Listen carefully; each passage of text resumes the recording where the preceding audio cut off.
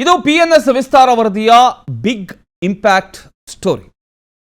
Chikkamagaluru RTO ಕಚೇರಿ ಮೇಲೆ ಸಾರಿಗೆ ಜಂಟಿ ಆಯುಕ್ತರ ಒಂದು ದಾಳಿ ನಡೆಯಿತು.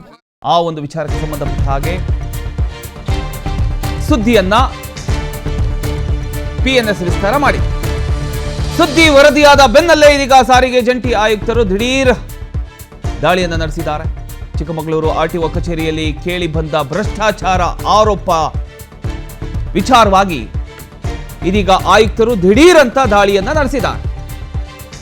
ಯಾವಾಗ ಪಿಎನ್ಎಸ್ ವಿಸ್ತಾರ ನ್ಯೂಸ್ ಅಲ್ಲಿ ಈ ಒಂದು ವರದಿ ಬಿತ್ತರಾಯ್ತೋ ತಕ್ಷಣ ಅಲರ್ಟ್ ಆಗಿ ಸರ್ಕಾರಕ್ಕೆ ಸಂದಾಯ ಆಗಬೇಕಿದ್ದ ಹಣ ನಾಪತ್ತೆ ಬಗ್ಗೆ ರಿಪೋರ್ಟ್ ಅನ್ನ ಮಾಡಲಾಗಿತ್ತು. ಸಾರಿಗೆ ಕಚೇರಿಯಲ್ಲಿ ಪ್ರಮುಖ ದಾಖಲೆಗಳ ಪರಿಶೀಲನೆ ನಡೀತಾ ಇದೆ. ಭ್ರಷ್ಟಾಚಾರ ಆರೋಪ ತನಿಖೆಗೆ 2 ತಂಡಗಳ ರಚನೆ ಕೂಡ ಆಗಿದೆ. ಶಿವಮೊಗ್ಗ ಸಾರಿಗೆ ಜಂಟಿ ಆಯುಕ್ತ ಭೀಮನಗೌಡ ಪಾಟೀಲ್ ನೇತೃತ್ವದಲ್ಲಿ ಈ ಒಂದು ದಾಳಿ ನಡೆದಿರತಕ್ಕಂಥದ್ದು ನಡೀತಾ ಇದೆ. ಯಾವಾಗ ಈ ಒಂದು ವಿಚಾರಕ್ಕೆ ಸಂಬಂಧಪಟ್ಟ ಹಾಗೆ ಆರ್ಟಿಒ ಕಚೇರಿಯಲ್ಲಿ ಭ್ರಷ್ಟಾಚಾರದ ಆರೋಪ ಕೇಳಬಂದಿತ್ತು, ಆ ಒಂದು ವಿಚಾರಕ್ಕೆ ಸಂಬಂಧಪಟ್ಟ ಹಾಗೆ ಪಿಎನ್ಎಸ್ ವಿಸ್ತಾರ ಸುದ್ದಿಯನ್ನ ಮಾಡ್ತು. ಯಾವಾಗ ಸುದ್ದಿ ಪ್ರಸಾರ ಆಯಿತು, ಆ ಒಂದು ಸುದ್ದಿ ವರದಿ ಆಯಿತು, ತಕ್ಷಣ ಆಯುಕ್ತರು ಅಲರ್ಟ್ ಆಗಿದ್ದಾರೆ. ಈಗ ರೇಡ್ ಮಾಡೋದಕ್ಕೆ ಹೋಗಿರತಕ್ಕಂಥದ್ದನ್ನು ನೀವು ಗಮನಿಸ್ತಾ ಇದ್ದೀರಿ. ಎಸ್, ಇದ್ರ ಬಗ್ಗೆ ಇನ್ನಷ್ಟು ಡೀಟೇಲ್ಸ್ ಕೊಡ್ತಾರೆ ನಮ್ಮ ಪ್ರತಿನಿಧಿ ಪ್ರವೀಣ್. ಎಸ್ ಪ್ರವೀಣ್, ಈಗ ಯಾವಾಗ ಪಿಎನ್ಎಸ್ ವಿಸ್ತಾರ ಸುದ್ದಿ ಮಾಡ್ತೋ ಅಲ್ಲಿಗೆ ಆಯುಕ್ತರು ಅಲರ್ಟ್ ಆಗಿ ಈಗ ರೇಡ್ ನಡೆಸೋದಕ್ಕೆ ಮುಂದಾಗಿದೆ. ಇದ್ರ ಬಗ್ಗೆ ಇನ್ನಷ್ಟು ಡೀಟೇಲ್ಸ್ ಕೊಡೋದಾದ್ರೆ ಪ್ರವೀಣ್. ಪ್ರಮೋದ್, ನಿನ್ನೆಯಷ್ಟೇ ಭ್ರಷ್ಟಾಚಾರ ಆರೋಪ ಕುರಿತು ಸುದ್ದಿ ಬಿತ್ತಾರವಾಗಿತ್ತು. ಇದರ ಬೆನ್ನಲ್ಲೇ ಜಂಟಿ ಆಯುಕ್ತರು ದಾಳಿಯನ್ನು ನಡೆಸಿರುವಂತದ್ದು. ನಿನ್ನೆಯಷ್ಟೇ ಏನೋ ಸುದ್ದಿ ಪ್ರಸಾರವಾದ ಬೆನ್ನಲ್ಲೇ ಈ ವಿಚಾರ ಚಿಕ್ಕಮಗಳೂರು ಜಿಲ್ಲಾಧಿಕಾರಿ ಭವರ್ ಸಿಂಗ್ ಮೀನಾ ಅವರಿಗೆ ತಲುಪಿತ್ತು. ಅದು ಅವರ ಜಿಲ್ಲಾಧಿಕಾರಿಗೆ ಆದೇಶ ಸಿಕ್ತಿದ್ದಂತೆ ಅವರು ಜಂಟಿ ಆಯುಕ್ತರಿಗೆ ಆದೇಶವನ್ನು ನೀಡ್ತಾರೆ. ಭ್ರಷ್ಟಾಚಾರ ಆರೋಪ ಕುರಿತು ಸಂಪೂರ್ಣ ತನಿಖೆಯನ್ನು ನಡೆಸುವುದಕ್ಕೆ ಆದೇಶವನ್ನ ನೀಡಿದ್ರು.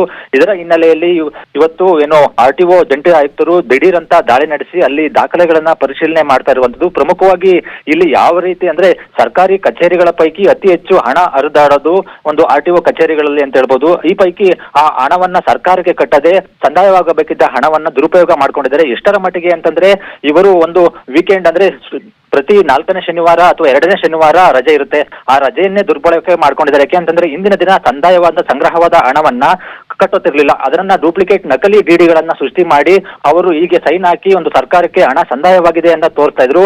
ಆದ್ರೆ ಕೇವಲ ಇದು ಒಂದು ಜನವರಿಯಿಂದ ಇಲ್ಲಿವರೆಗೂ ಕೂಡ ಒಂದು ಈ ರೀತಿ ಆಗಿದೆ ಅನ್ನೋ ಆರೋಪಗಳು ಕೇಳಿಬರ್ತಿದೆ. ಅಂದ್ರೆ ಇವರು ಆರ್ಟಿಒ ಕಚೇರಿಯಲ್ಲಿ ಸುಮಾರು 2 ರಿಂದ 3 ವರ್ಷಗಳ ಕಾಲ ಆರ್ಟಿಒ ಚಿಕ್ಕಮಗಳೂರು ರಾಕೇಶ್ ಅವರು ಅಧಿಕಾರವನ್ನ ಸ್ವೀಕರಿಸಿ ಸೇವೆಯನ್ನ ಸಲ್ಲಿಸಿದ್ದಾರೆ. ಆದ್ರೆ ಇಲ್ಲಿವರೆಗೂ ಎಷ್ಟು ಆಗಿದೆ ಅನ್ನೋದು ಕೂಡ ತನಿಖೆ ಆಗ್ಬೇಕು ಅಂತ ಈಗಾಗಲೇ ಭವರ್ ಸಿಂಗ್ ಮೀನಾ ಅವರು ಹೇಳಿರುವಂತದ್ದು. ಪ್ರಮುಖವಾಗಿ ಇಲ್ಲಿ ಗಮನಿಸಬೇಕಾದ ವಿಚಾರಗಳು ಅಂತಂದ್ರೆ ಡಿಡಿಗಳು ನಾಪತ್ತೆಯಾಗಿವೆ ಅಂತ ಹೇಳಿದ್ದಾರೆ. ಅವರು ಹೇಳ್ತಿರುವಂತದ್ದು ಕೇವಲ 1-2 ಡಿಡಿಗಳು ನಾಪತ್ತೆಯಾಗಿದ್ರೆ ಇಷ್ಟೊಂದು ಪ್ರಮಾಣದ ಅಂದ್ರೆ ಸುಮಾರು 50 ಲಕ್ಷಕ್ಕೂ ಹಣ ಎಲ್ಲಿ ಹೋಯ್ತು ಅನ್ನೋ ಪ್ರಶ್ನೆ ಸದ್ಯಕ್ಕೆ ಮೂಡಿರುವಂತದ್ದು. ಸದ್ಯಕ್ಕೆ ಈಗಾಗಲೇ 2 ತಂಡಗಳನ್ನ ರಚನೆ ಮಾಡುವ ಮೂಲಕ ಒಂದು ಭ್ರಷ್ಟಾಚಾರದಲ್ಲಿ ತೊಡಗಿರುವ ಅಧಿಕಾರಿಗಳನ್ನ ಪರಿಶೀಲನೆ ಮಾಡ್ತಿದ್ದಾರೆ.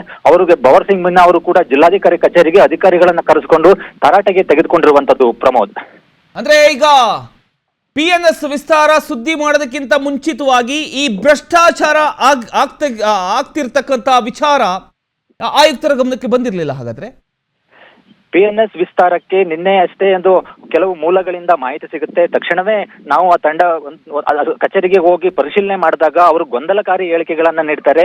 ಯಾವುದು ಕೂಡ ಆತರ ಆಗಿಲ್ಲ ಅಂತ ಆರೋಪಗಳು ಕೇಳಿ ಬಂದ್ರೆ ನಾನೇ ಕ್ರಮವನ್ನ ಕೈಗೊಳ್ತೀನಿ ಅಂತ ರಾಕೇಶ್ ಅವರು ಅಂದ್ರೆ ಚಿಕ್ಕಮಗಳೂರು ಆರ್ಟಿಒ ಸಿಬ್ಬಂದಿ ಆಗಿರುವಂತ ಆರ್ಟಿಒ ಅವರು ಒಂದು ಸಬೂಬನ್ನ ನೀಡ್ತಾರೆ. ಕೇವಲ ಹೌದು, ನೀವು ಹೇಳ್ತಿರೋದು ನಿಜ, ಕೇವಲ 1-2 ಡಿಡಿಗಳು ನಾಪತ್ತೆ ಆಗಿವೆ, ಯಾರು ಈ ನಾಪತ್ತೆಗೆ ಕಾರಣ ಆಗಿದ್ದಾರೆ ಅವರ ವಿರುದ್ಧ ಕ್ರಮವನ್ನ ಕೈಗೊಳ್ತೀವಿ ಅಂತ ಹೇಳಿದ್ರು. ಯಾವಾಗ ಸುದ್ದಿ ಪ್ರಸಾರ ಆಯಿತು, ಈ ವಿಚಾರ ಚಿಕ್ಕಮಗಳೂರು ಜಿಲ್ಲಾಧಿಕಾರಿ ಕಚೇರಿಗೆ ತಿಳಿದ ತಕ್ಷಣವೇ ಸಂಪೂರ್ಣವಾಗಿ ಒಂದು ಜಂಟಿ ಆಯುಕ್ತರ ನೇತೃತ್ವದಲ್ಲಿ ಈ ಒಂದು ಭ್ರಷ್ಟಾಚಾರ ತನಿಖೆಯನ್ನ ಮಾಡಿರುವಂತದ್ದು. ಪ್ರಮುಖವಾಗಿ ನಾವು ಗಮನಿಸಬಹುದು, ಕೇವಲ 50 ಲಕ್ಷ ಅಲ್ಲ, ಸುಮಾರು 6-7 ತಿಂಗಳಿಂದ ಈ ರೀತಿ ಒಂದು ಭ್ರಷ್ಟಾಚಾರ ಆಗಿದೆ. ತಕ್ಷಣವೇ ತನಿಖೆಯನ್ನ ಮಾಡಿ ಯಾರ್ಯಾರು ಇದರಲ್ಲಿ ಕುಮ್ಮಕ್ಕನ್ನ ನೀಡಿದ್ದಾರೆ, ಯಾರು ಶಾಮೀಲಾಗಿದ್ದಾರೆ ಅವರ ವಿರುದ್ಧ ಕಠಿಣ ಕ್ರಮ ಕೈಗೊಳ್ತೀವಿ ಅಂತ ಚಿಕ್ಕಮಗಳೂರು ಜಿಲ್ಲಾಧಿಕಾರಿ ಅವರು ತಿಳಿಸಿರುವಂತದ್ದು. ಪ್ರಮೋದ್, ಥ್ಯಾಂಕ್ ಯು ನಿಮ್ಮಲ್ಲ ಮಾಹಿತಿಗಾಗಿ ಪ್ರವೀಣ್.